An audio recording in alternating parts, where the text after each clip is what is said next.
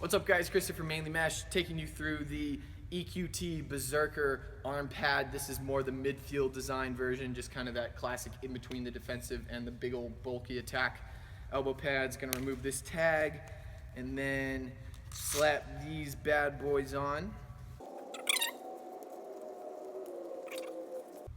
So the first thing I notice about these, just like with the defensive pads, is I do like the constriction of the overall sleeve. Something that I didn't really mention with the defensive pads though is what this elbow cap that's sewn in. So as you can see here, once again, you can see how that elbow cap is sewn right onto the pad, as well as these other sections. What that does is, and let me see if I can show it to you here.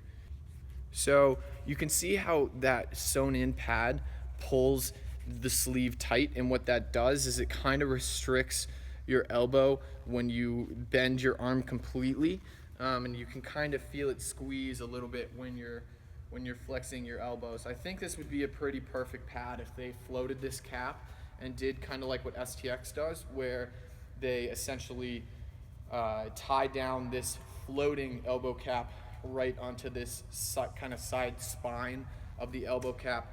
But overall, you know, it does leave a little bit of vulnerability. We're going to give it the good smack test. I was pleasantly surprised by the amount of protection that the defensive arm pads gave, so I am cautiously optimistic about these as well.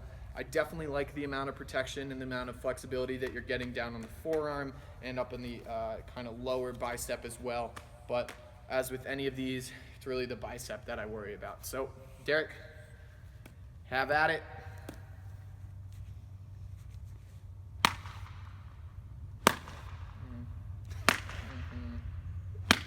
Okay, a little softer. I'm a little worried. Ow, yeah, Okay, do it a few more.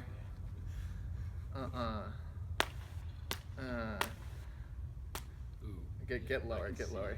Yeah. Get the elbow cap again from above. Okay. So that was a little bit more of what I was expecting. There's a bit of an exposure. So I'm wearing these fine.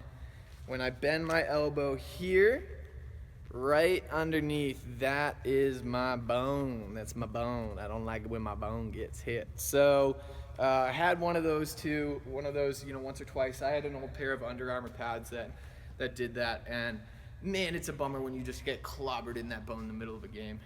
It's something that I really do think if they floated this elbow cap, it could greatly improve.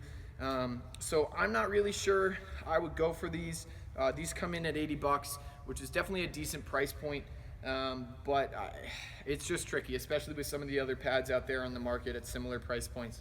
I'm not quite sure I'd go for it. I'd really like to see them still use this same sleeve idea, just maybe with a slightly different cuff style, maybe loosen things up just a little bit, and I think it could be a really awesome product. So let me know in the comments down below if you guys have any other questions about this one in particular. Thanks so much. Click back to the menu video just by clicking anywhere in this beautiful screen. You can click the 207 banner if you like, 207lacrosse.com, anything you like. Thanks so much, and I'll catch you guys next time.